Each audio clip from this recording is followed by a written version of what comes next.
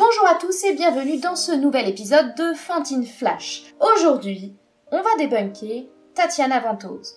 Je n'ai rien contre elle et je fais tout de suite un disclaimer. Je me fous de ses opinions politiques, ce n'est absolument pas le sujet ici.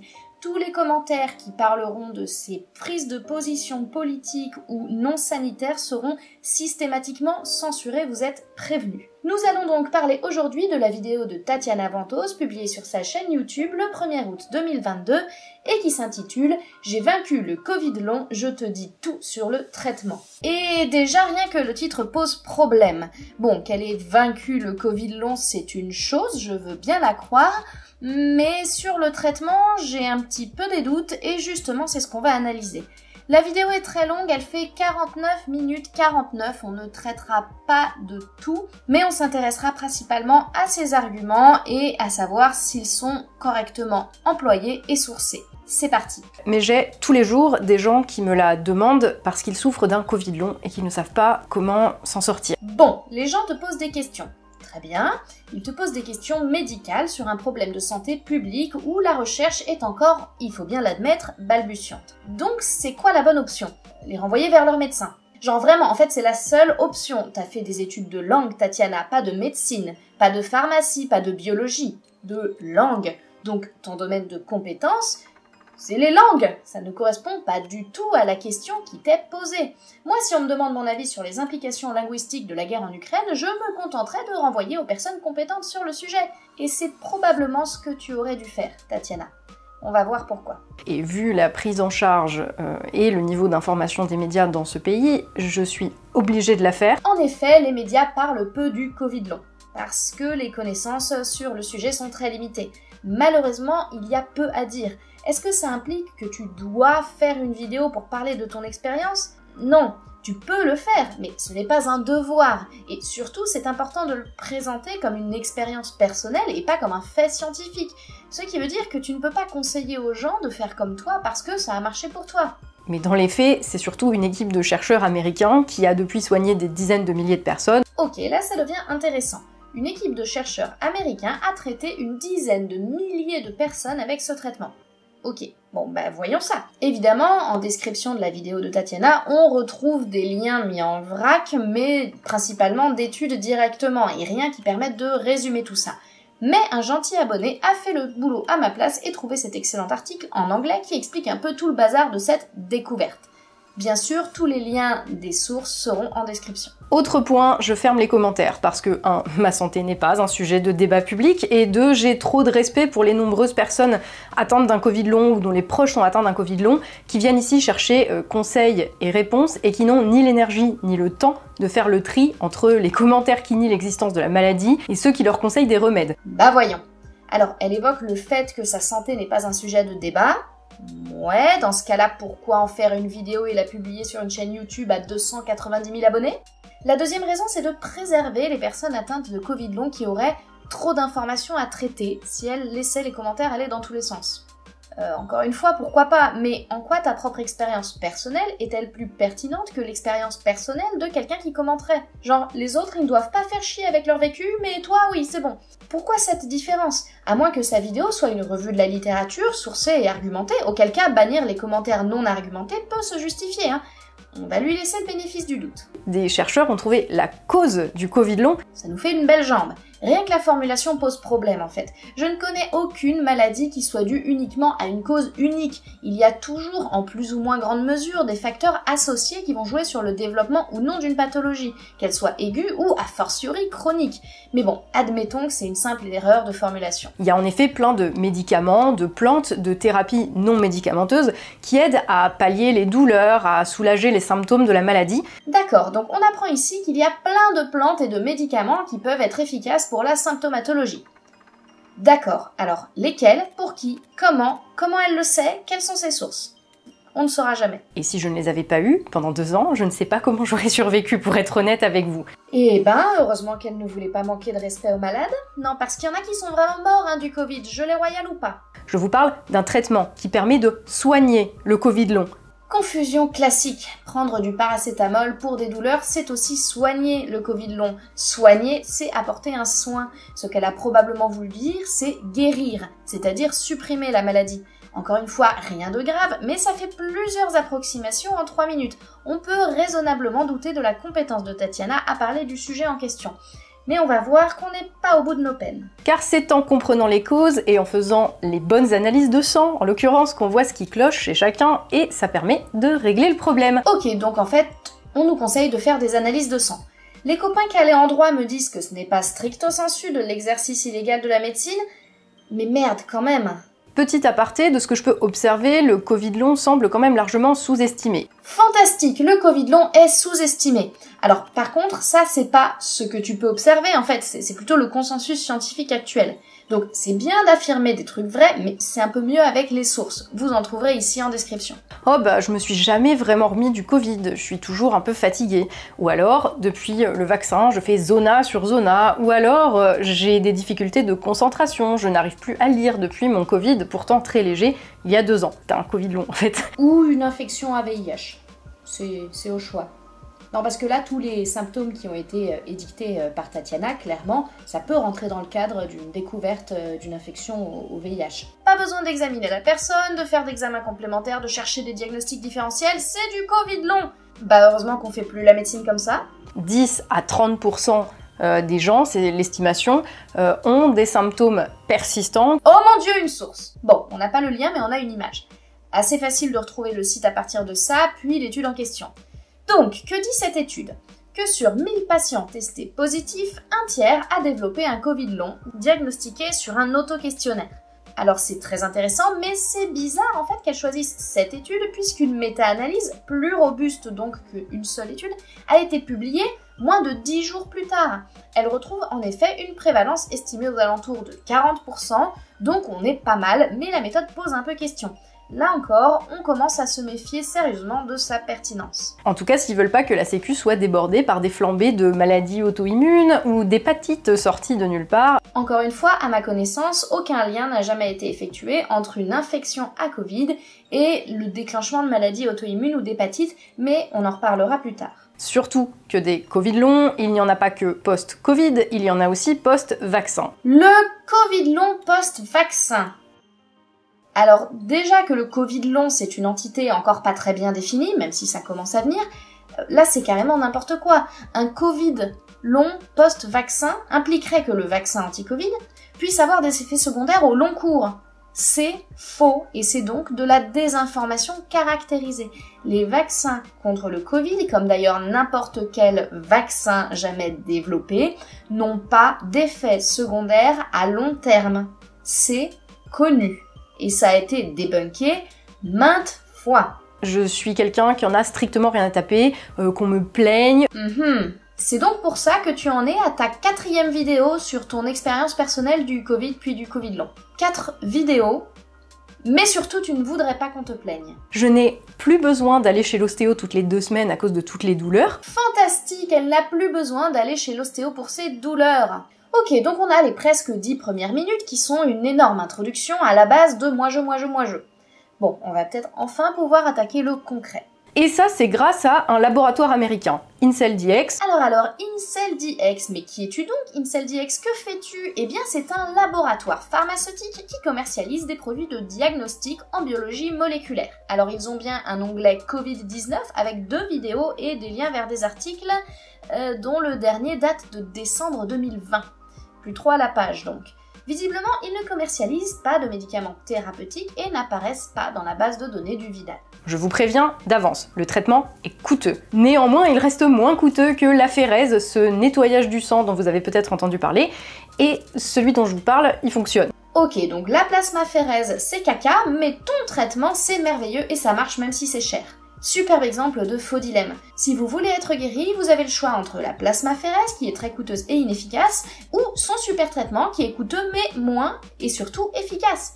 Bien sûr, c'est donc un faux dilemme. Il y a beaucoup d'autres options qu'on évoquera en conclusion. Le traitement, il est approuvé. Le protocole, il est appuyé par des publications. IncelDx a soigné quasiment 100 000 personnes. Le docteur Patterson, il fait des conférences dans le monde entier sur le Covid long. Les médocs sont autorisés pour le Covid long. Wow! Beaucoup de choses. Donc ici, les arguments, c'est que le traitement est approuvé, on sait pas par qui, appuyé par des publications, on attend toujours de voir lesquelles, mais comme on ne connaît toujours pas le nom de ce traitement miracle, ça va être compliqué. Il a soigné quasiment 100 000 personnes, Qui est ce docteur Patterson? Ça me dit quelque chose, peut-être parce que c'est le fondateur et PDG de IncelDX sur le site où j'étais juste avant? Bon, là c'est un énorme red flag. On a un fondateur PDG d'une industrie pharmaceutique qui aurait trouvé un traitement révolutionnaire pour une maladie qui impacte des millions de gens dans le monde, mais ne le commercialise pas lui-même. C'est super louche et encore une fois, on en reparlera. Le médicament en question serait autorisé aux USA. C'est faux, et on le sait grâce à l'image d'un article évoquant le Maraviroc. Or, il n'y a aucune autorisation de la FDA pour son utilisation dans le Covid ou le Covid long à ce jour. Ou alors je ne l'ai pas trouvé. Mais ce que la FDA dit, c'est que le Maraviroc est un antirétroviral utilisé dans l'infection à VIH, et il ne doit pas être pris en même temps que le Paxlovid. C'est la seule mention qui est faite du Maraviroc par la FDA. Mais alors, d'où est issue l'image qui est censée illustrer que le Maraviroc est approuvé par la FDA dans le Covid long? Eh bien d'un site qui fait du marketing et des relations publiques. En gros, des gens qu'on paye pour écrire des articles qui flattent notre entreprise. Alors, je n'ai rien contre le principe en soi, mais du coup c'est forcément partial, vu que c'est littéralement pour ça qu'ils sont payés, être partiaux. Alors qu'est-ce qu'on nous dit? Eh bien que IncelDX a publié des études montrant que le CCR5, un récepteur à la surface des cellules du système immunitaire, a un rôle dans le développement du Covid long et que les antagonistes du CCR5 pourraient donc être de bons candidats pour traiter le Covid long. Et j'ai envie de dire, pourquoi pas? Le billet renvoie à une étude scientifique publiée en février 2021. Il s'agit d'une étude sur 10 patients en soins critiques pour infection à SARS-CoV-2 qui ont reçu 2 doses de leronlimab, un anticorps spécifique anti-CCR5. Et cette étude étudie des paramètres biologiques. Je vous épargne les détails, mais en fait, à aucun moment ce papier ne démontre une amélioration clinique des patients, comme une sortie plus rapide d'hospitalisation ou une diminution de la mortalité. Donc ouais, c'est cool, mais ça ne montre pas grand-chose sur l'efficacité du traitement en conditions réelles. Au mieux, on peut conclure qu'il faudrait faire d'autres études sur le sujet. Et c'est d'ailleurs ce que conclut l'article. Alors peut-être qu'on aura plus de chance en cherchant sur PubMed les articles qui citent l'article qu'on vient de lire. Il y en a 40. Sur cela, 3 nous intéressent. L'un est une revue qui conclut que, en effet, ces traitements sont prometteurs, qu'ils doivent être étudiés. Un autre article est vraiment imbuvable. C'est un article de biologie moléculaire et immunologie qui explique le fonctionnement moléculaire du leronlimab et pourquoi ça pourrait marcher. Et la dernière étude évoque le leronlimab en disant que, ouais, ma foi, pourquoi pas, faut lancer des études. Et encore une fois, depuis tout à l'heure, de quoi on parle exactement? Du Covid, pas du Covid long. Donc, quel est le rapport avec la choucroute?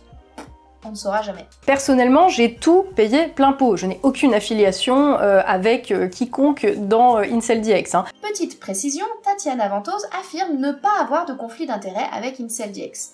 La flemme de chercher, donc on va la croire. Ce qui veut dire qu'elle fait leur pub de manière désintéressée. Sur les groupes Facebook que j'écume, j'ai vu que des gens faisaient fin 2020, début 2021, partie de groupes test. Ok, donc elle est tombée sur ce protocole via des groupes Facebook de personnes enrôlées dans ces protocoles de recherche.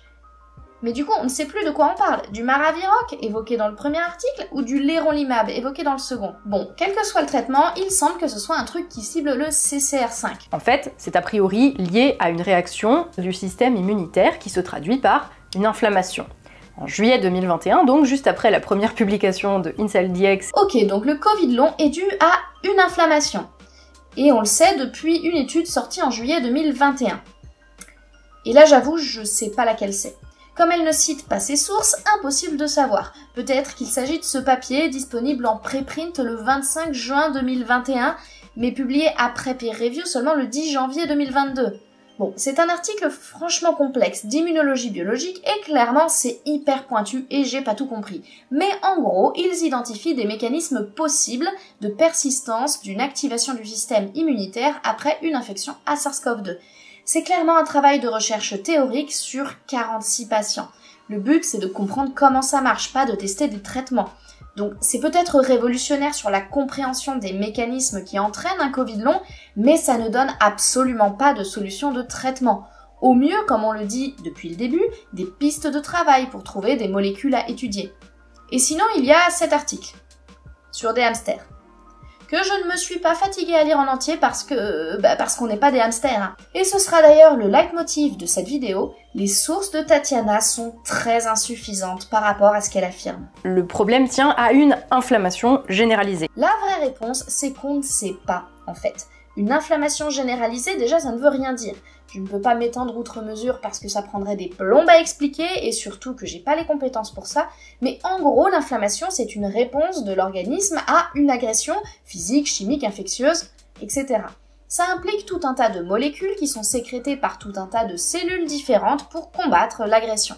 Quand on a une infection pulmonaire, par exemple, la réponse inflammatoire va se concentrer sur les poumons pour permettre aux globules blancs d'aller attaquer les bactéries ou les virus en cause. Une inflammation systémique, c'est-à-dire qui touche tous les organes, c'est très grave et ça occasionne bien plus que les symptômes du Covid long. À moins qu'elle veuille dire ici que c'est une inflammation à bas bruit, sous les seuils habituels de détection. Auquel cas, il est très difficile de dire que les anomalies constatées au niveau des cascades moléculaires de l'inflammation, parce qu'elles existent, et c'est justement les travaux de Patterson, entre autres, sont directement à l'origine des symptômes. En fait, on n'en sait rien, ni les chercheurs les plus pointus, ni moi, ni elle. Donc là aussi, on est dans la désinformation caractérisée. Ce qui est établi sur le Covid long depuis assez longtemps, c'est que les malades, on se paye des inflammations récurrentes de partout. Je suis désolée, mais ça ne veut rien dire. Genre, vraiment. Encore une fois, on a un screen d'un petit billet du NIH américain qui explique de manière bien plus claire l'état actuel des connaissances scientifiques sur le sujet. La théorie, c'est que l'inflammation causée par le virus pendant l'infection, au niveau des poumons, du cerveau, de la sphère ORL, etc., se maintient malgré la disparition du virus. Ce serait donc une espèce de système d'auto-entretien de l'inflammation, comme si le corps n'était pas capable de se rendre compte que l'agression était terminée et qu'il laissait tout le système immunitaire en alerte. Donc en fait, ce ne sont pas des inflammations récurrentes de partout, mais plutôt une inflammation locale, persistante, qui peut donner des symptômes fluctuants. Et encore une fois, comme c'est écrit quelques lignes plus loin, c'est juste une hypothèse qu'il faut tester. Ça passe d'un organe à un autre. C'est ici qu'on voit vraiment que Tatiana Ventose n'a pas compris l'hypothèse actuelle d'explication physiopathologique du Covid long. L'inflammation, elle ne passe pas d'un organe à l'autre. Ce n'est pas un virus qui se déplace. Et encore une fois, j'insiste, l'inflammation persistante, c'est une hypothèse parmi des dizaines d'autres. Si vous cherchez sur PubMed, qui est un moteur de recherche d'études médicales, PACS, Post-Acute Covid Syndrome and Physiopathology or Mechanism, vous avez des centaines de milliers de résultats. En vrac, dans les hypothèses, on retrouve la vasoconstriction cérébrale, une neuropathie des petites fibres, une dérégulation respiratoire, une dysbiose intestinale, d'autres réactivations virales. Bref, c'est le bordel et tout réduire à une inflammation systémique, c'est au mieux très réducteur, au pire complètement faux. L'équipe du Dr Patterson en a répertorié 14 des cytokines qu'il retrouve en trop grand nombre chez les patients atteints. Encore une fois, non, mais il va falloir rentrer en profondeur dans l'étude pour comprendre ce qu'il en est, et là je suis désolée, je ne pourrai pas tout expliquer, donc il va falloir s'accrocher. Il s'agit de cette étude publiée en juin 2021 et qui étudie 224 sujets, dont 121 avec un Covid long, 74 avec un Covid en cours et 29 sains. Déjà là, il y a un petit problème sur la représentativité. Il aurait fallu 121 patients atteints de Covid long et 121 patients guéris du Covid sans Covid long. Déjà, dès le recrutement, ça ne va pas. 14 cytokines ont été analysées. TNF-alpha, les interleukines 4, 13, 2, 8, 6, 10, l'interféron gamma, le VEGF, le GM-CSF, le CCL5, le SCD40L, le CCL3, le CCL4. Les principaux résultats de cette étude sont les suivants. Chez les patients atteints de Covid long, il n'y a pas plus de lymphocytes T, mais ils sont moins nombreux à exprimer le PD-1. De plus, il y a une baisse de la régulation de ces lymphocytes T. En revanche, les lymphocytes B sont plus nombreux que chez les sujets sains, de même que l'expression des CD14, CD16 et CCR5. C'est celui-là qui va nous intéresser. Les chercheurs notent que ce type d'expression cellulaire est souvent associé à des infections à EBV, le virus de la mononucléose, et à VIH et VHC, les virus du sida et de l'hépatite C. Et on y arrive enfin. Parmi les 14 cytokines étudiées, 8 d'entre elles, CCL5, les interleukines 2, 4, 6, 10, le CCL3, l'interféron gamma et le VEGF sont à des taux circulant plus élevés dans le sang des patients atteints de Covid long par rapport aux patients sains. En revanche, le GM-CSF et le CCL4 sont en moindre quantité. Donc, en fait, ce ne sont pas 14 cytokines en trop grand nombre, mais 8 sur les 14 étudiés. Tatiana Ventose, tu n'as pas compris l'article que tu as lu et tu t'es trompée. Ce n'est pas grave, mais je t'invite vivement à rectifier cela, par exemple dans la description ou dans les commentaires de ta vidéo, afin de ne pas persister dans la désinformation de tes viewers. Et clairement, je le redis, la lecture de ce type d'article dépasse de loin mes compétences, mais je suis quand même capable de me rendre compte que ce qu'elle en a compris est faux. Alors attention, tous les patients Covid long ne présentent pas les 14 cytokines trop élevées. Elle nuance son propos en disant que ce ne sont pas tous les patients qui ont les 14 cytokines trop élevées. Bon, même en corrigeant le chiffre et en disant que ce sont les 8 cytokines, comment sait-elle que tous les patients atteints de Covid long n'ont pas ce profil cytokinique? Encore une fois, on ne sait pas. Et ces cytokines sont ce qui cause les symptômes. Encore une fois, non, on a noté une corrélation avec un embryon d'hypothèse pour expliquer ce phénomène. Mais la phrase formulée ainsi, elle est fausse à l'heure actuelle. On ne sait pas. Avant même de réserver une consultation avec les médecins de l'équipe de Patterson, il faut faire une analyse de sang pour avoir ce qu'ils appellent un panel de cytokines. À ce moment-là, pour avoir mon panel de cytokines, j'ai dû ramener une ordonnance de mon médecin français. Juste pour le test, j'ai payé 340 €. Nous y voilà, il faut donc payer pour analyser son profil cytokinique et savoir lesquels sont surexprimés. Et pas en France, mais à Barcelone, sur une ordonnance d'un médecin français, ce qui est d'ailleurs, chers confrères, déontologiquement très discutable, pour la modique somme de 340 €. J'ai eu mes résultats mi-février, et déjà, il y avait quelque chose. Tatiana, j'ai bien envie de te dire, si on cherche, on trouve. Si on fait ce profil cytokinique à 1000 personnes, je suis sûre qu'on en a au moins 20 qui ont des anomalies sans avoir aucun symptôme de Covid long. Tout simplement parce que ces marqueurs n'ont aucune spécificité. Ils peuvent être élevés dans plein d'autres pathologies. 6 cytokines sur les 14 testées étaient élevées chez moi. Alors, sérieux, ne faites jamais ça. Ne balancez jamais vos résultats d'analyse sur internet avec votre nom et prénom, votre date de naissance. Ça, c'est des informations qui se vendent très cher. C'est complètement con et irresponsable. Mais bon, profitons-en pour analyser ça. Donc, on a les interleukines 2 et 13, les CCL4 et 5, l'interféron gamma et le VEGF qui sont en quantité trop importante. Ah oui, interleukine 2, interféron gamma, VEGF et CCL5 sont en effet plus retrouvés chez les patients atteints de Covid long. Là, on est bon. En revanche, l'interleukine 13, elle n'est pas plus ou moins présente, et le CCL4, il est même censé être diminué. 4 sur 6. C'est pas terrible, Tatiana, tu aurais pu faire mieux. Donc, que nous montre cette analyse de sang? Que le profil cytokinique de Tatiana Ventose ne correspond pas à celui retrouvé dans l'étude de Patterson. Et on ne voit pas les autres résultats, donc on va supposer qu'ils sont normaux, si elle ne les a pas présentés, ce qui veut dire que sur les 14 cytokines étudiées, 4 sont augmentées de manière attendue, 4 ne le sont pas alors qu'elles le devraient, une est augmentée alors qu'elle ne devrait pas, et on va considérer que les autres sont à des taux normalement normaux. Ce qui donne à Tatiana un score de 9 sur 14. Même pas 2/3 de congruence avec les résultats attendus. Alors oui, je pinaille, mais on ne peut pas dire que ce soit une preuve indiscutable que son profil cytokinique correspond à ce qui avait été recherché par les équipes de Patterson. Les découvertes de l'équipe du docteur Patterson se résument en gros au fait qu'il y a une persistance virale. Cher Patterson, je suis vraiment désolée.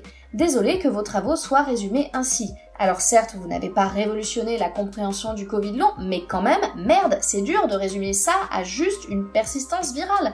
J'imagine qu'elle pense à cet article, sauf qu'il ne parle pas du tout de persistance virale, mais de persistance de lymphocytes T atypiques au niveau de leur expression des CD14 et CD16. Pour ce qui est de la persistance virale, en fait, c'est juste un des 26 patients atteints de Covid long étudiés qui présentait encore des fragments d'ARN du SARS-CoV-2 dans les monocytes. C'est tout! Elle dira également plus tard que tous les patients atteints de Covid long ont des débris de SARS-CoV-2 dans leurs monocytes. C'est évidemment faux. L'étude qu'elle cite le montre bien d'ailleurs, 1 sur 26, ça fait pas 100%. Encore une fois, Tatiana n'a pas compris l'étude qu'elle a lue et elle produit de ce fait de la désinformation auprès de son public. Ces monocytes sont mobilisés particulièrement à l'effort physique. Non, encore une fois, c'est faux, ou tout du moins c'est très trompeur. Le phénomène dont elle parle ici, ça s'appelle la démargination. Pour faire court, à l'état normal, les globules blancs, les monocytes entre autres, sont accrochés à la paroi des vaisseaux sanguins. Et quand il y a une activité physique, entre autres, ils se décrochent pour aller se promener dans le sang et voir ce qui s'y passe. Ils sortent de leur marge. C'est un phénomène très connu qui permet d'éviter beaucoup d'erreurs, notamment quand des sportifs réguliers vont faire une prise de sang juste après avoir fait leur séance quotidienne. On a l'impression qu'il y a trop de globules blancs alors qu'ils sont juste plus nombreux à circuler, mais en aucun cas ça ne les rend plus actifs. Donc bien entendu, il n'y a aucune contre-indication à l'activité physique chez les Covid longs, ni en vrai dans aucune pathologie médicale, hors très rare cas d'exception. Faire une activité physique, c'est toujours bénéfique. Il faut juste qu'elle soit adaptée aux capacités du patient et ces recommandations d'adaptation, notamment pour le Covid long, eh bien elles existent et elles sont disponibles. Tous les Covid longs portent donc dans leurs monocytes non classiques des débris de virus, et plus particulièrement de la protéine S1. Pour ce qui est de la protéine S1, en effet, l'étude montre qu'elle est exprimée par certains monocytes chez certains patients présentant un Covid long, statistiquement plus que chez les sujets sains. Et alors, quelles sont les implications cliniques? Aucune idée.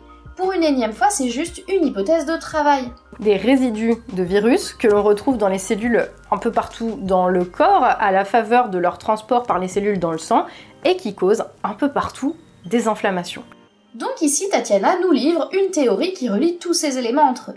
Il existe une persistance virale qui active le système immunitaire et provoque des pathologies inflammatoires via la protéine S1. C'est une hypothèse tout à fait intéressante, sauf qu'elle fait des liens entre des études qui n'ont rien à voir, ce qui en fait quelque chose de, au mieux, une hypothèse de travail à explorer, au pire, juste une espèce de bullshit d'incompréhension. Et voilà, vaisseaux sanguins enflammés qui se dilatent, d'où la fatigue, les difficultés respiratoires, le brouillard permanent, les espèces de taches et autres marbrures cheloues au niveau des mains ou des jambes. Oula, non. La vasodilatation, donc les vaisseaux sanguins qui se dilatent, ça ne donne pas de fatigue, ni de difficultés respiratoires, ni de lésions cutanées. Ça, ce sont plutôt des symptômes de vasoconstriction, donc de vaisseaux sanguins qui se resserrent. D'ailleurs, les lésions dermatologiques du Covid commencent à être bien connues et ne résultent pas, à ma connaissance, d'une vasodilatation. Et voilà pourquoi il y a un certain nombre de gens qui développent des maladies inflammatoires cheloues qui ressemblent fortement à des Covid longs juste après le vaccin. Encore et toujours cette même rengaine. Non, les vaccins ne font pas développer des maladies auto-inflammatoires ou auto-immunes. En revanche, ils peuvent en déclencher des poussées chez des personnes qui étaient déjà en sursis de déclarer ou d'avoir déjà ces maladies auto-inflammatoires. Je ne m'étends pas là-dessus, ça a été débunké des dizaines de fois. À la suite de quoi j'ai vu le docteur Yogendra. Bon, 200 $ la consulte. 200 € la consultation. Rien que ça. On en est déjà à 540 € de frais sans compter le déplacement à Barcelone. Donc je vois à peu près les médicaments qu'ils donnent. Il y en a une bonne dizaine de différents et qui donnent selon les différents profils immunologiques, donc selon les cytokines que vous avez, ça va pas être les mêmes. Ça c'est très intéressant. Le traitement est personnalisé. En fonction de votre profil cytokinique, examen qui, je le rappelle, n'a jamais montré son utilité dans le traitement des patients, mais qui n'est qu'un outil de recherche théorique, on va vous donner un traitement précis, rien que pour vous, exprès. Comme c'est mignon. On se retrouve exactement avec les mêmes ressorts que l'homéopathie. Le patient est content qu'on s'occupe de lui précisément, qu'on ne lui donne pas un traitement standardisé comme tout le monde. Et oui, car le patient, comme tous les humains, il aime se sentir unique. Alors vas-y Tatiana, explique-nous le traitement unique qui va si bien à ta personne unique et que tu vas donc passer la moitié de la vidéo à vanter alors même que tu viens de nous expliquer que chaque patient avait un traitement différent. Vas-y, on t'écoute. J'ai une combinaison d'anti-H1 et d'anti-H2, donc de la cétirizine et de la famotidine. Ok, des antihistaminiques, cétirizine et famotidine. Le but est d'empêcher la formation des mastocytes qui libèrent elles-mêmes de l'histamine, responsable par exemple des conjonctivites ou des urticaires qui sont présents en cas de réaction allergique. C'est vraiment hyper schématique et résumé, je suis désolée les copains allergologues. Bon, sauf que la cétirizine c'est un antihistaminique anti-H1. Donc, il n'empêche pas la formation des mastocytes, mais plutôt la libération d'histamine. Bon, passons, c'est du détail. Mais la famotidine, c'est un anti-H2, qu'on n'utilise pas du tout dans les réactions allergiques, mais qui inhibe en revanche la sécrétion d'acide gastrique. Donc il est utilisé en fait dans le reflux ou les ulcères gastriques. Bien évidemment, aucune étude ne vient étayer cette indication des antihistaminiques dans le Covid long. La famotidine a échoué à prouver son efficacité dans le traitement du Covid-19 et n'a pas été étudiée dans le Covid long. Et pour la cétirizine, c'est pareil. Au mieux, ça a un bon effet symptomatique au niveau pulmonaire. C'est donc au mieux un traitement symptomatique, donc qui ne va pas guérir le Covid long.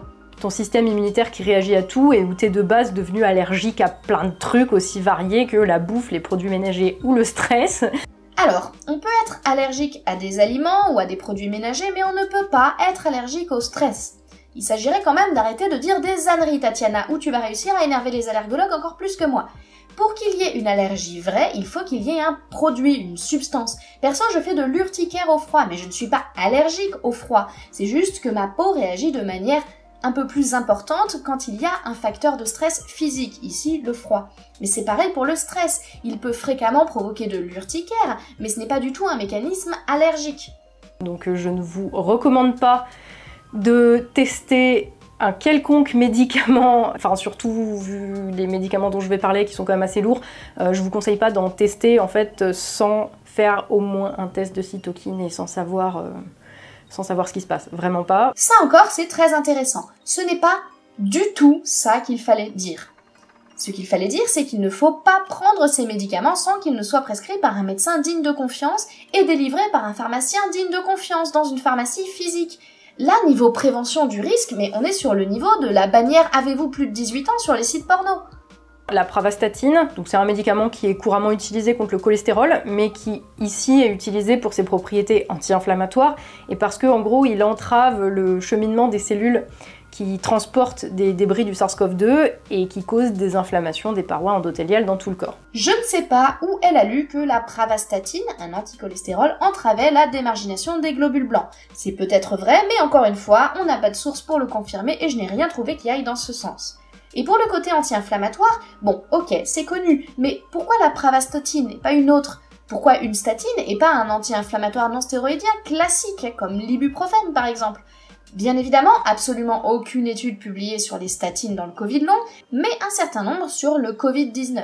Alors, peut-être que c'est de là que vient la confusion, mais encore une fois, comme Tatiana refuse de répondre, on ne saura pas. Un antagoniste de la CCR5 pour diminuer là où j'avais le plus gros score, à savoir les CCL5. Ok, donc l'objectif c'est de diminuer l'expression du CCR5 pour diminuer le CCL5 qui se lie à lui. Pourquoi celui-là ? Pourquoi pas les autres ? Bon, juste parce que c'était le plus gros score. Est-ce que c'est vraiment ça ? Surtout que c'est vrai en valeur absolue, mais même pas en pourcentage. En pourcentage, c'est le VEGF qui est le plus augmenté sur le profil cytokinique de Tatiana. Alors, pourquoi pas celui-là ? Encore une fois, on ne le saura jamais. Le fameux Maraviroc, mais qui au final est un des rares médicaments que je tolère exceptionnellement bien. Après 27 minutes de vidéo, on y est enfin. The médicament du Covid long, c'est donc, pour Tatiana, le Maraviroc. Bon, il a une liste d'effets secondaires impressionnante, mais elle le tolère bien, cool. Alors en soi, tant mieux, hein, grand bien lui fasse. Mais du coup, faire la promotion d'un immunosuppresseur qui donne chez une personne sur 1000 un lymphome, et chez une personne sur 10 une anémie, une anorexie, une dépression, une insomnie, des douleurs abdominales et de la fatigue, est-ce que vraiment c'est pas, genre, au mieux, une très mauvaise idée ? Le risque avec ce genre de médicament est extrêmement rare. Non, l'insuffisance hépatique, c'est classé comme rare par le Vidal, pas extrêmement rare. C'est-à-dire entre 1 cas sur 1000 et 1 cas sur 10 000. Et certes, c'est pas très fréquent, mais l'insuffisance hépatique, ça peut tuer. Et encore une fois, le risque le plus important et grave, c'est le risque de néoplasie, c'est-à-dire de cancer, qui lui tue encore plus, en fait. Et sur les groupes Facebook, j'ai vu personne parler de ça, donc je m'inquiétais pas plus que ça. Mais oui, c'est bien connu que les groupes Facebook, c'est clairement le meilleur moyen de connaître le profil de tolérance d'un médicament. Mais là, on est sur un niveau 0 de la fiabilité. Le Maraviroc, a priori, c'est un médicament safe, comme on dit. Non, ce n'est pas un médicament safe. Mais d'ailleurs, aucun médicament n'est safe, sauf l'homéopathie.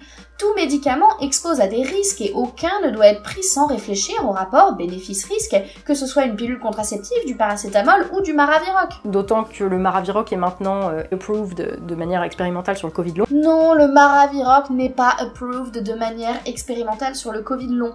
Il existe une étude, a priori espagnole, en cours pour son utilisation dans le traitement des patients hospitalisés pour une infection à SARS-CoV-2, mais aucune sur le Covid long. Aux États-Unis, 4 études impliquent le Maraviroc et le Covid, mais aucune sur le Covid long non plus. Alors, il est possible que je sois passée à côté, mais encore une fois, comme Tatiana ne nous donne pas de source, on va se contenter d'un peut-être. Si vous avez vu passer quelque chose sur le sujet, n'hésitez pas, les commentaires sont à votre disposition. Mais en France, bien sûr, je peux me brosser, parce que déjà que je peux officiellement pas avoir de Maraviroc, c'est pas pour que la Sécu me rembourse un médoc que j'ai pas le droit d'avoir et que j'ai dû aller chercher en Andorre. Superbe exemple de non-compréhension du système de santé français. En termes de remboursement, la France fait figure d'exemple dans le monde. Si en Andorre, la boîte pour un mois de traitement coûte 700 €, en France, on est à 524,59 €, quelle que soit sa posologie. Et bien évidemment, pour les patients atteints d'infection à VIH, ce coût est intégralement remboursé par la sécurité sociale. Évidemment, la Sécu ne rembourse pas de médicaments à 700 € par mois dont l'efficacité n'est pas prouvée. Et on a vu que le protocole qu'a suivi Tatiana, il est loin de répondre aux exigences de rigueur scientifique dans notre pays. Donc, c'est logique en fait que ce ne soit pas remboursé. Et c'est même rassurant. On notera ici qu'on en est à une dépense de 2640 € de la part de Tatiana pour tout le protocole diagnostique et thérapeutique pour 3 mois. C'est inquiétant. C'est inquiétant de dépenser plus de 2500 € pour un traitement dont l'efficacité n'est pas prouvée. Et c'est d'autant plus inquiétant que on cible ici des personnes fragiles, dont je pense que Tatiana fait partie. Ah oui, bien évidemment, aucune étude n'a été publiée concernant l'efficacité du Maraviroc dans le Covid long, et même concernant le Covid aigu, on en est au stade in vitro, donc il y a encore du boulot. Alors si, je suis mauvaise langue, je ne l'avais pas trouvé, mais heureusement Tatiana nous a mis le lien en description, il y a bien une étude en préprint, c'est-à-dire pas encore publiée, qui étudie la question sur 18 patients, sans groupe contrôle. Et en effet, la perception subjective des symptômes est améliorée après 6 à 12 semaines de traitement par Maraviroc statine. Il est également intéressant de noter les critères d'exclusion de cette étude. Ça fait vraiment beaucoup de monde. Par exemple, moi j'ai un syndrome de l'intestin irritable et un antécédent de dépression, ça fait déjà 2 critères d'exclusion. Donc on a un essai sur 18 patients triés sur le volet qui disent aller mieux quand on leur donne le traitement. C'est franchement super léger comme résultat, pour ne pas dire que ça vaut strictement rien. Ma thèse a une méthodologie mieux foutue que ça. Et puis, Patterson n'est-il pas censé avoir traité plus de 10 000 patients avec ce protocole? Pourquoi ne publier des résultats que sur 18 d'entre eux? On notera au passage dans la bibliographie de Tatiana cette étude, dont le titre est littéralement « Pharmacocinétique, sécurité et efficacité du Maraviroc chez les patients pédiatriques pré-traités infectés par un VIH-1 CCR5 tropique ». Quel rapport? Alors, on ne va pas faire de procès d'intention, mais j'ai une véritable question à l'intention de Tatiana. Est-ce que tu as vraiment lu cette étude et tu t'es dit en toute conscience qu'il était important de la mettre dans ta bibliographie? Parce que si c'est le cas, j'aimerais vraiment que tu nous expliques en quoi elle est pertinente. C'est possible que j'ai pas tout compris, mais en ces cas-là, franchement, explique-nous parce que moi je veux savoir pourquoi une étude pédiatrique sur des enfants atteints du VIH est pertinente dans la question du Covid long. Je ne détaillerai pas les 2 minutes suivantes, elle parle de son expérience personnelle, il n'y a pas grand-chose à en dire, elle va mieux et c'est cool pour elle. Alors, pendant combien de temps il faut le prendre? Comme tout le reste, ça dépend un peu de ton corps, de ton nombre de cytokines trop élevé et du niveau de leur élévation, si c'est juste un tout petit peu au-dessus, ou si c'est 4, 5, 10 fois la dose normale, tu vois. Encore une fois, on ne sait pas d'où ça sort. Non, ça ne coule pas de source que le taux de cytokines circulantes conditionne la posologie du traitement. Pas du tout en fait. Pour le cholestérol par exemple, on commence toujours aux doses les plus petites, même si le taux de cholestérol est très haut, tout simplement parce que chaque personne réagit différemment. On ne peut pas savoir quelle sera la réaction de la personne en fonction de la posologie qu'on va mettre. Voilà, moi sur le forum j'en vois qui sont encore là après 8 mois. Des gens ne vont pas mieux après 8 mois. Et ça ne la choque pas. 8 mois d'un traitement à plus de 500 € par mois. Et pas d'amélioration. Mais pas de souci, ça va finir par marcher. Enfin, j'imagine. Personnellement, j'ai fait 2 boîtes à plein traitement, donc 2 mois. Oui, 2 fois 700 €. Et puis j'ai arrêté tout d'un coup en me disant « Ouais, je vais vachement mieux et tout, ça va bien. » Et au bout d'une semaine, mes symptômes sont revenus, donc j'ai dû recommander une boîte de Maraviroc. Et j'ai recommencé le traitement, mais à moitié dose, parce que j'ai pas des fonds illimités non plus. Ça, c'est à la fois très intéressant et très inquiétant, puisque là, on est clairement passé sur une automédication. Elle change ses posologies à sa sauce, avec un vague avis médical en téléconsultation, qui lui dit littéralement de faire comme elle sent. Et ça, c'est juste hyper dangereux. Et parler de ça comme si c'était une bonne chose, c'est mettre les plus de 100 000 personnes qui ont regardé la vidéo en danger réel. On ne fait pas de la cuisine avec son traitement. Des douleurs musculaires, notamment, qui a priori sont causées par la pravastatine, qui ont disparu quand j'ai commencé à prendre un supplément de coenzyme Q10 en plus. Perdu! Très probable, effet placebo. Alors, les statines, oui, ça donne des douleurs musculaires très fréquemment, qui sont dose dépendantes, mais il y a assez peu de traitements spécifiques de cet effet secondaire. En fait, généralement, on se contente de diminuer les doses de statines et de diminuer le cholestérol par d'autres moyens non médicamenteux. Je ne connaissais pas le coenzyme Q10, ou j'en avais simplement vaguement entendu parler, mais la question a été largement creusée par des chercheurs. Et 2 méta-analyses de 2020 et 2022 concluent toutes les deux à une absence d'efficacité de ce truc dans les myalgies provoquées par les statines. Poubelle donc. En revanche, ça nous montre un truc intéressant, c'est que Tatiana est plutôt sensible aux effets contextuels puisqu'elle est totalement soulagée par un truc que l'on sait inefficace. Et cela nous montre également que Tatiana n'est pas allée regarder l'efficacité du coenzyme Q10 dans le soulagement des myalgies provoquées par les statines, puisque ça m'a pris littéralement moins de 3 minutes pour trouver ces 2 études. C'est la prise de poids qui est réelle, alors je sais pas si c'est la pravastatine ou le Maraviroc, mais 10 kg en plus d'effets secondaires en 2 mois de traitement à pleine dose. Là encore, perdu. La prise de poids n'est pas dans la liste pourtant longue des effets secondaires du Maraviroc. Alors Tatiana, pourquoi as-tu pris du poids? Je ne sais pas, mais c'est peut-être un effet secondaire rare non connu qu'il faudrait signaler. On m'a même reproché de donner de faux espoirs aux gens. Alors faudra m'expliquer comment évoquer une hypothèse pour la mettre en lumière dans le débat public en espérant que les personnes compétentes s'en saisissent et élaborent par-dessus. C'est donner des faux espoirs en fait. Eh bien ça n'a pas l'air évident pour toi, alors je vais t'expliquer. L'hypothèse du docteur Patterson, c'est une hypothèse. Elle est intéressante, elle mérite d'être creusée, et en effet, il serait bien que des chercheurs français puissent monter un protocole avec leurs équipes pour tester cette hypothèse en incluant des personnes atteintes de Covid long pour leur offrir une chance de bénéficier d'un médicament potentiellement efficace. Mais cela doit se faire dans le cadre d'un essai clinique contrôlé, randomisé contre placebo, au moins un simple aveugle pour faire avancer la recherche. Traiter des gens à la sauvage n'apporte rien à la science, en plus de faire débourser des milliers d'euros à des personnes parfois fragiles. Donc oui, Tatiana, ta vidéo, elle est dangereuse, parce qu'elle présente ce protocole comme la panacée, avec une analyse parsemée d'erreurs, mais c'est même pas ça le pire. Le pire, c'est que tu encourages des personnes en détresse à aller dépenser plus de 2500 € pour bénéficier d'un traitement dont on n'a absolument aucune idée de l'efficacité et dont tu dis toi-même que certaines personnes n'ont pas été soulagées par celui-ci. Après 8 mois. Et tu as l'air de le faire de bonne foi, mais si c'est le cas, il faut vraiment que tu entendes ce message. Recommander des analyses et des traitements non validés à des patients en détresse psychologique, c'est mauvais pour eux et c'est franchement pas les aider. Je pense que tu as suffisamment de réseau pour aller chercher directement les équipes de recherche compétentes sur le sujet en France et les interpeller sur le bien fondé de lancer des études sur le sujet. Deuxième chose, tu n'as pas compris les articles que tu as lus et à aucun moment tu ne remets ton analyse en cause. Ça, c'est problématique parce qu'on a l'impression que tu sais de quoi tu parles alors que tu commets beaucoup d'erreurs. Et c'est encore plus problématique de ne pas avoir répondu aux nombreuses réactions de la part de professionnels qualifiés qui t'ont interpellé sur ces erreurs.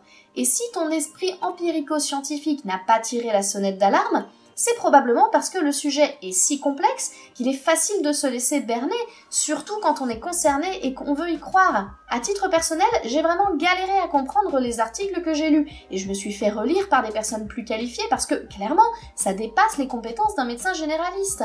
Alors, celle d'une youtubeuse politique ?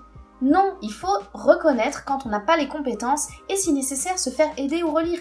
Tu n'as pas fait cette démarche et c'est dommage parce que ça aurait pu être une vidéo très intéressante. Les médecins, zététiciens, débunkers d'internet et autres journalistes prétendument scientifiques, vous êtes des grosses merdes. Bien sûr, je ne répondrai pas aux insultes, perso j'aime bien le caca donc ça me va. 1 minute d'insultes sur 49, je trouve ça presque honnête, disons que je m'attendais à pire. C'est un truc sur lequel mon esprit empirico-scientifique n'a pas tiré la sonnette d'alarme, comme ça arrive devant les machines à charlatanerie qu'on peut avoir en France. Allez, un dernier pour la fin. C'est quand même marrant de voir quelqu'un exprimer qu'elle ne se fait pas avoir par des charlatans, mais qui recommande quand même le curcuma et le régime anti-inflammatoire, ainsi que l'ostéopathie.